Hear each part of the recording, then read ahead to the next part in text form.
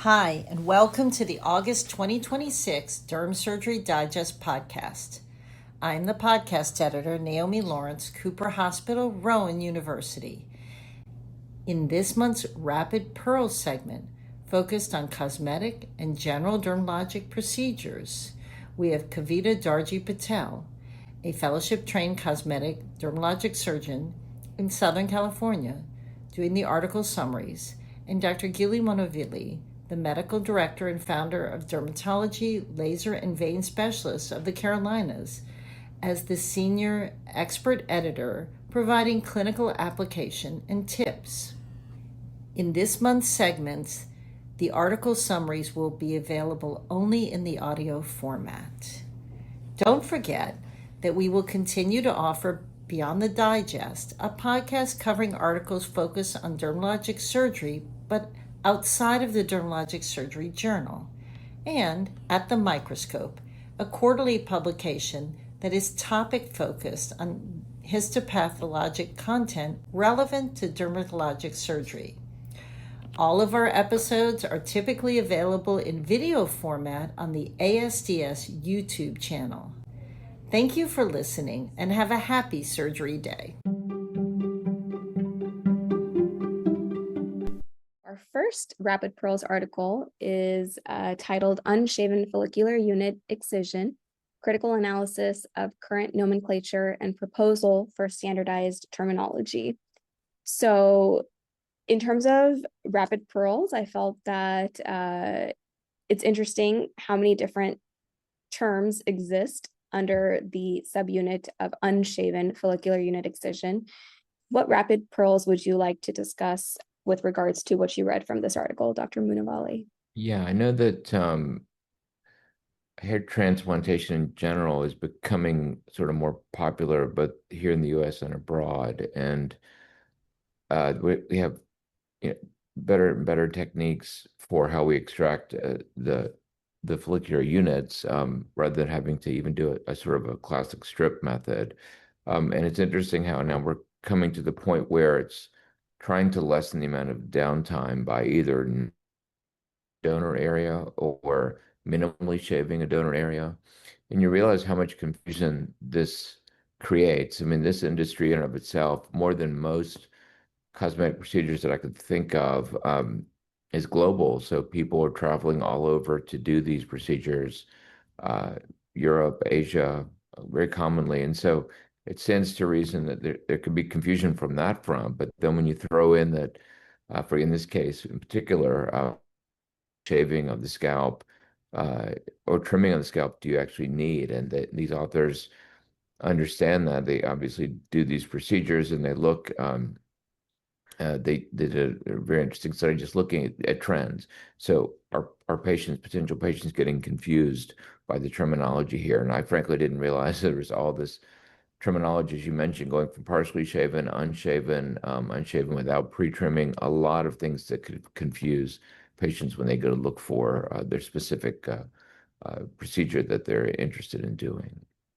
Right. And I just thought it was really interesting. I think it's actually kind of neat that you can extract a follicle without having to shave it and transplant into an area, and it really lessens the downtime. Mm-hmm. But I did not realize again that how many searches are done on these different techniques, if you would, and um, what the impact it really is, and actually what it looks like. And there's actually a couple of nice figures in here, one particular that shows the differences clinically in shaven, unshaven, partially shaven, and I could see how that would impact your downtime of wanting to get back to a normal life. Um, but you've got, this big bald area in the back of your head, and how do you cover it? So it's Yeah, directly relevant to how these procedures are perceived. right. I think it plays a big influence on informed consent and then, the Yes. selection that the patients would want to go with for their own procedure. So It very interesting. doesn't talk much about I'm sorry, about the sort of viability of the follicle that I could see in the article in terms of, Right. are you going to get better, you get a better take with, shorter versus longer versus unshaven or, uh, so that would be another interesting corollary. But yeah, it's good to address these issues and maybe they can come up with a standardization Mm-hmm. proposed that they can make it easier on patients. Agreed. Moving on to our next Rapid Pearls article. It's titled Age-Related Changes in the Orbicularis oris Muscle and Their Implications on Eye Aesthetic Lip Rejuvenation. So speaking about lip rejuvenation, there's various ways depending on the angle of the orbicularis oris muscle, on how to maybe approach your injection procedure. What rapid pearls or what clinical pearls do you have after reading this article?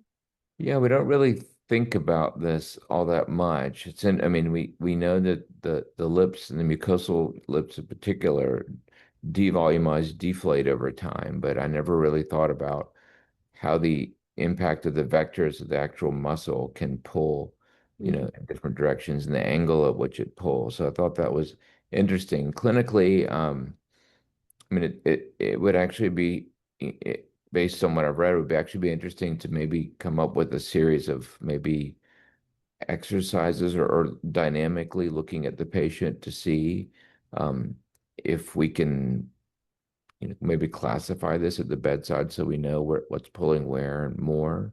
I think that would be interesting. I mean, as I mentioned before, some of that pulling comes from outside the auricularis, actually in the platysmus itself, which can pull down the commissures.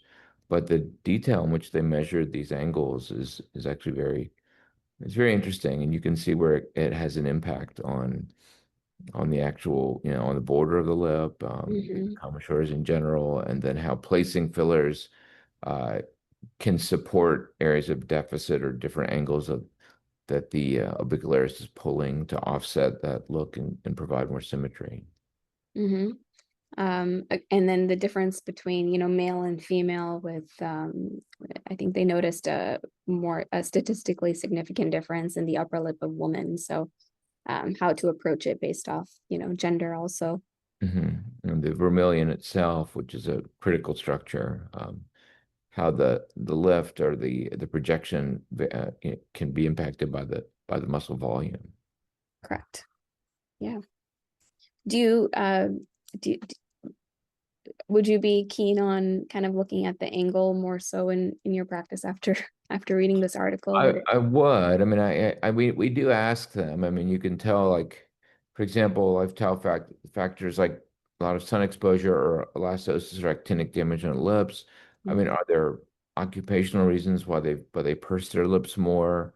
So all Mhm. that is dynamic orbicular movement. But yeah, I'm going to try to look a little harder at the angle of the pull and Mhm. see how I can compensate for that in my techniques. Agreed. Me too. Perfect. Well, moving on to our next Rapid Pearls article titled Efficacy and Safety of Sodium Hyaluronate Gel for Facial Skin Rejuvenation. So, as we are aware, hyaluronic acid exists naturally in our skin, and injectable hyaluronic acid can help to improve hydration, elasticity. This was an interesting study in the Chinese population. What Rapid Pearls do you have from this article?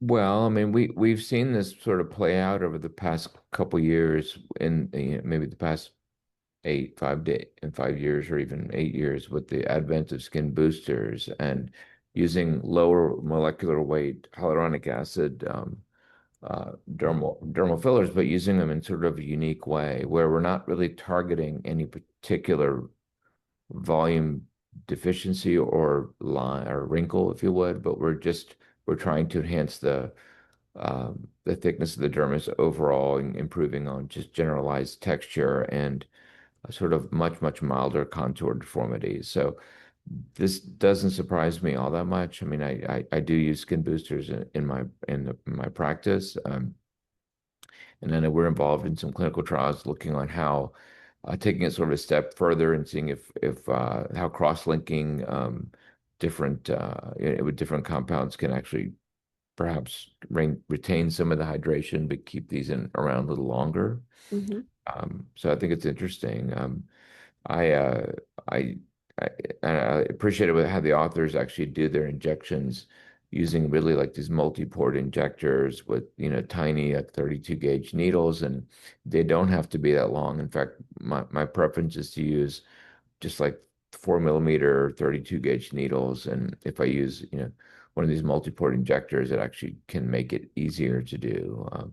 Now you can still get into trouble, and you can still actually, believe it or not, have areas of ischemia, because some of the vasculature, we don't think about it, but some of the vasculature can still be impacted by this injection patterns that I've seen ischemic, necrosis cases of even with this type of superficial Mhm. injection technique. So I thought that was interesting. But yeah, I think it's a great adjunct because we're sort of providing benefit to the patients that goes beyond just simple, it goes beyond volumetric filling deeper with these thicker, more high G prime agents.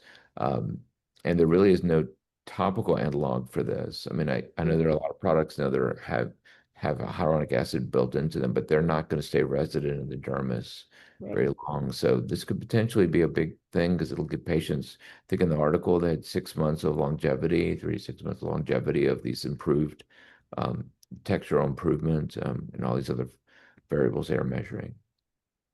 And then this is just based off what you discussed, but and I know everyone's answer would be a little different. Do you have a preference on the multi-port injection versus like a uh Mhm. single? I'd like it because it gives you it's very even. I mean, and the depth is consistent when you do it that way. Actually, I use this quite a bit for introducing anesthesia in for certain procedures. Okay. I found them to be game changers.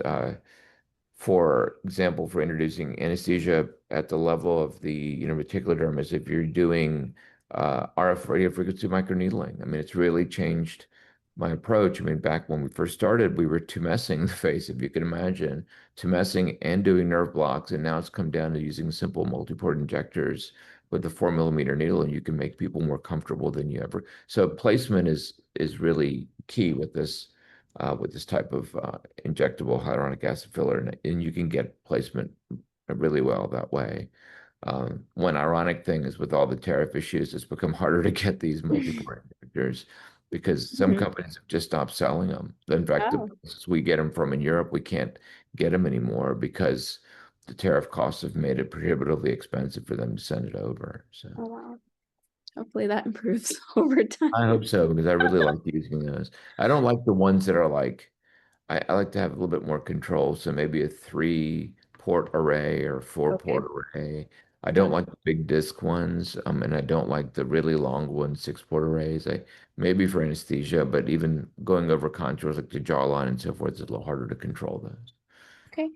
That's that's something that I think um I don't use those often, but I think that's very interesting hearing from you what you prefer to use. So awesome. Okay. So moving on to our next Rapid Pearls article, methotrexate cutaneous delivery by fractional CO2 laser against bifluorouracil in stable non-segmental vitiligo. So um, very interesting article. I wanted to ask, your Rapid Pearls on this. Do you tend to see a lot of patients with vitiligo? Do you use these topical markers with assisted laser, fractional CO2 laser in your practice? Yeah, we don't see a ton of patients, but we do get some in our office, and we participated in clinical trials in treating these with interlesional and procedural techniques. So I think that was helpful for me when I read this article. In fact, the last podcast that I did, we talked about melanocyte transfer into vitiligo, into stable vitiligo lesions with from normal skin, normal color areas by basically doing split thickness grafting and solubilizing the melanocytes. And in that case, in our site, we used CO2 laser to create the channels to actually to sort of laser abrade the vitiligo areas before the melanocyte suspension was placed on there. So we were doing sort of laser assisted uh, back then, but this in this particular article, they're not stripping the epidermis. They're basically using a fractional CO2, and they were able to correlate the energy, the higher energy with uh, deeper fractional zones or channels that were created that either improve the absorption of these compounds or increase the transit, the transit time or the depot time to release those into the affected dermis. But I thought it was, I mean, laser-assisted drug delivery is nothing new at this point. We've Mm-hmm. colleagues in Europe and in Boston have really delineated it really well how it works. And in this case, I think it's a perfect adjunct for this type of treatment. Mm-hmm. Um, and it was really interesting to see these two compounds being used. I have seen interlesional 5-FU used for lesions. I think it's papers out of Israel looking at idiopathic guttate hypomelanosis Mm-hmm. being treated, which is a traditionally very difficult thing to treat, with Mm-hmm. interlesional 5-FU, I believe it was, and getting repigmentation. So I knew it was sort of possible, even though the etiology is different. Here they have, they did a really well controlled study. I thought it was very well done. And they varied both the product and the concentration and then the energy dosage. Mm-hmm. Uh, and then the histology was actually very interesting as well. So I would try this. I mean, I know having done the melanocyte transfer, it's multiple steps. You have to harvest the skin. You have to solubilize the melanocytes by enzymatic trypsinization. You have to resuspend the pellets and then reapply. This is seems to be so much easier, Mm-hmm. and some of the results were very impressive. Yeah, I agree. I think it's a very good adjunct treatment for patients who have this condition, which can affect their quality of life. So, Mhm.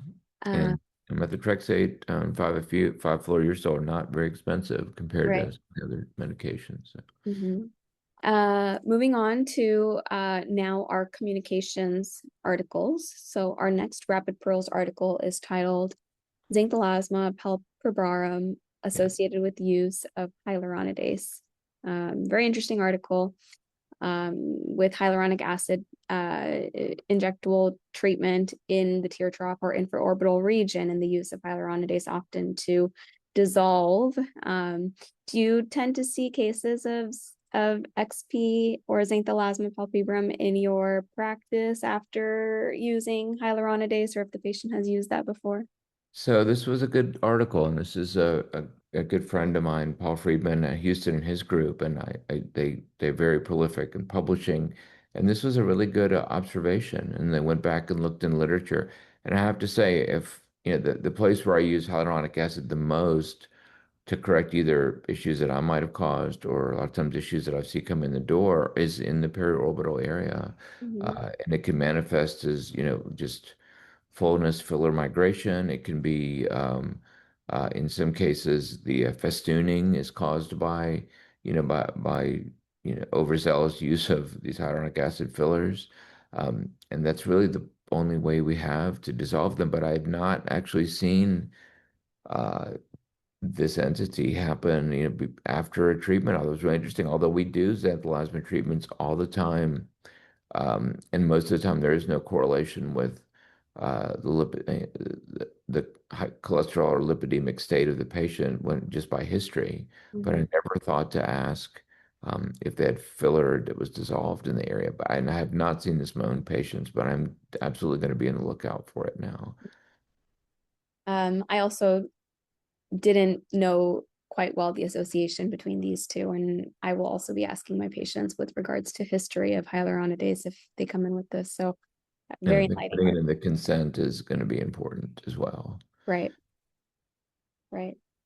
And the mechanism of is interesting.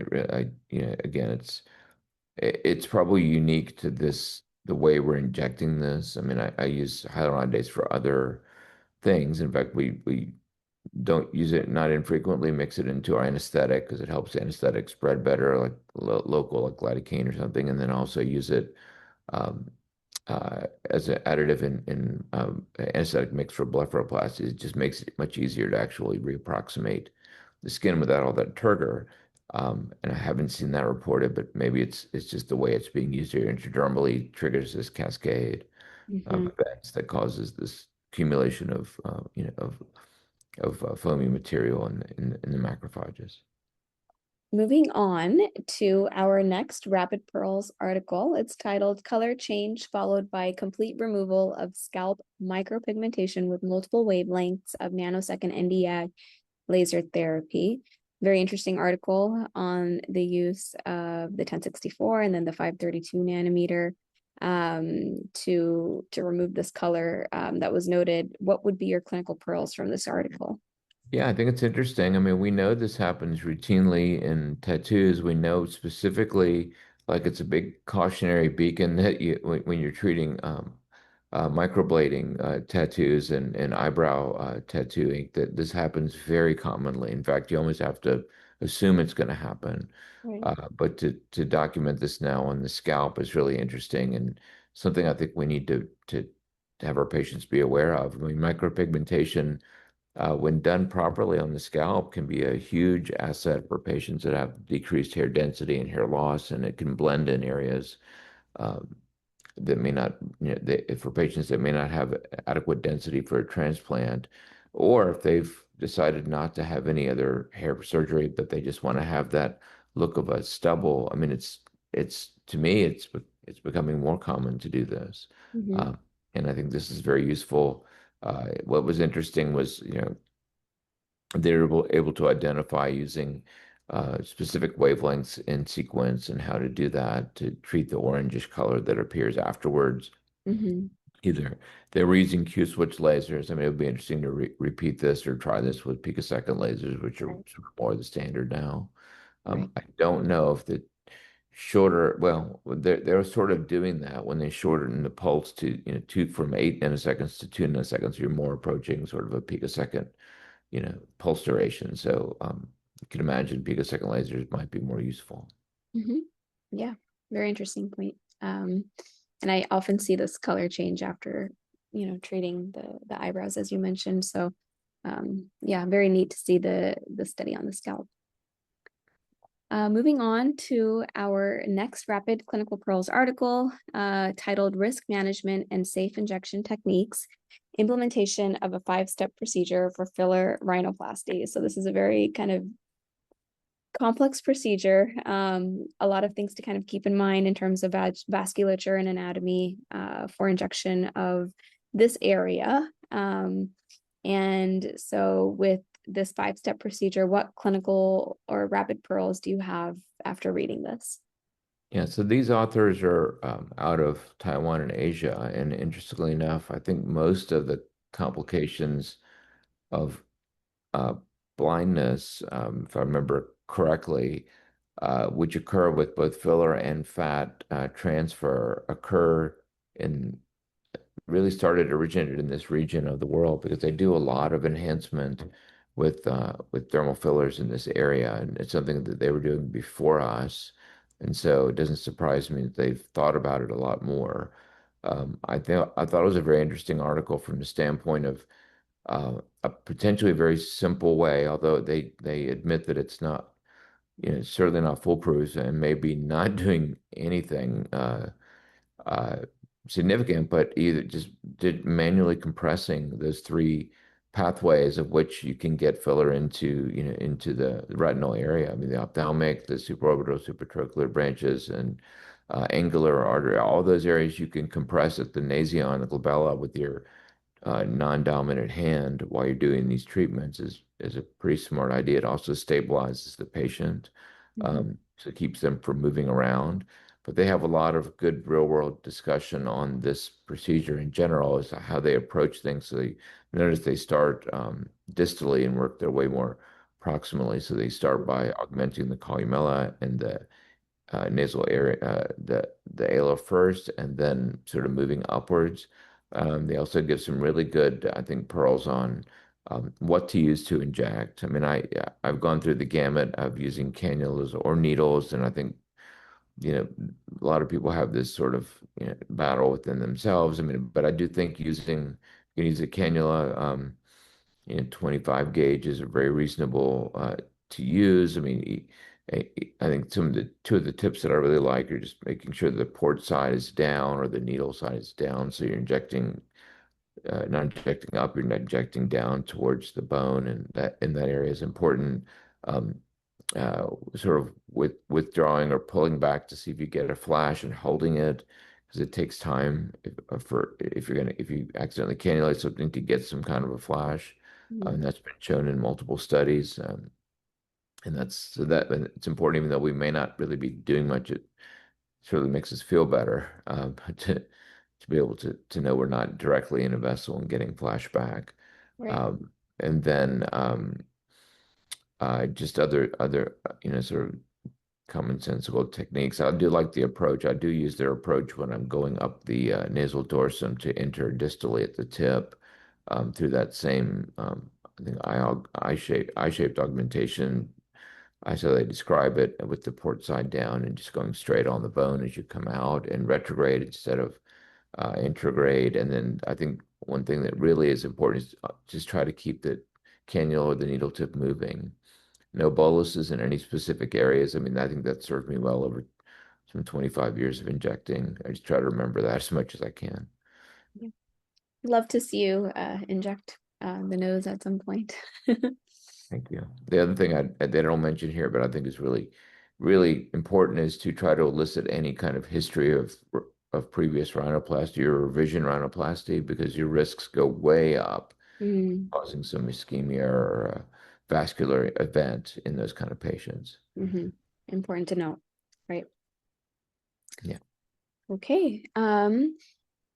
We will move on to our next article. It's titled Injectable Use of Topical Cosmetics, a Medical Legal Cause for Concern. Again, becoming more relevant in Mhm. today's time, using platelet-derived growth factors, exosomes, as kind of injectable treatments. I know the article talks about cosmetic use and then use of drugs and devices. And so what would be your rapid pearls from this article? Yeah, very timely article, very expert authors, including the senior author who's a dermatologist and a lawyer, so is very attuned to the medical legal consequences of these things, and also the fact that yeah, some of these products are incredibly popular. Exosomes, both animal-based and plant-based, are they sort of peaked a couple years ago, but still very, very popular and commonly used.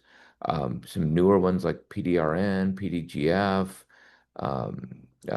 so-called salmon sperm, all those things are very topicals that are used adjunctively to improve wound healing, to improve skin texture and quality. And we have seen, for example, regulatory bodies like the FDA come down very hard with very stern warnings to not inject these, because that is not how they're intended. They're not drugs. They do not have any pre-marketing uh, study at all to know how they're going to respond, how the skin's going to respond. Um, I think probably the most recent one was a couple years ago with the stance that came out about not injecting exosomes. And I know some people used to do that beforehand. I used to do that before the warning came out. And now, even though in my head, I inherently think it's a safe thing. I've been to these plants. I know how these are produced, and I know the level of safety and biocontainment they use. I'm not worried about contaminants. Um, I'm not necessarily worried about inducing some type of malignancy with these as well. But you just can't do it in this day and age, and people just need to realize that they can get sanctioned by their medical board. They can get have there's legal consequences of doing this. Mm-hmm. Yeah, I think very important to keep in mind, the medical and legal concerns that can arise as a result of these procedures, This which is not an off-label use; it's a no-label use. That's yeah, something right, people have to understand. right. Yeah, very, very important point to highlight. Moving on to our last article of the Rapid Pearl section. It's titled Surgical Management of Plate Light Subcutaneous Calcinosis Secondary to Interferon Injections, and describes a case of a patient who had this interferon injected and then developed the calcinosis as a result. Interesting article with surgical removal. What would be your rapid pearls from this? Yeah, I thought it was really interesting. This is, I believe, at a University of Medical College of South Carolina, so right down the road from me. Dr. Cook, incredibly well respected, and most surgeons, so you know there would be a surgical management in here somewhere. I've not seen this before, but I thought it was really interesting because these patients back in that time period, uh, subdermal or sub-Q interferon was one of the only options for multiple sclerosis, and so hundreds and thousands of patients did this, and they were taught to alternate sides in their injection patterns and sites, and yet still you develop this delayed calcinosis cutis, and this is not. I was thinking back to when I was in residency, and we had these kind of patients with, with either calcinosis cutis or other sort of calcifying disorders of the vasculature and the dermis. We would talk about things, but we never even thought about asking about this history. So Mm, it was pretty impressive in this case to show the size of that. I think it was 10 centimeters. It was a very big area bilaterally symmetrically, and that was because the patient was doing what they were supposed to be doing, but it was impactful, painful to their lives, and the right. fact that they were able to remove it surgically in such an elegant manner was good, and um, bodes well for the patients. And they did discuss a little bit about what the other options were.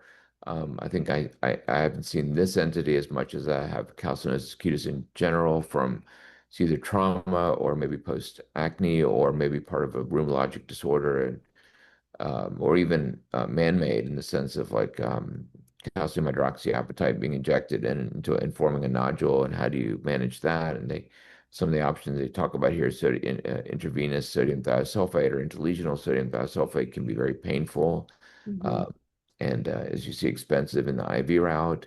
Um, I've not tried extracorporeal shockwave therapy, but I can imagine that would be um, sort of interesting but time-consuming route. So I think this is very interesting to just keep this in mind and as part of our history when we Yeah, see these presentations.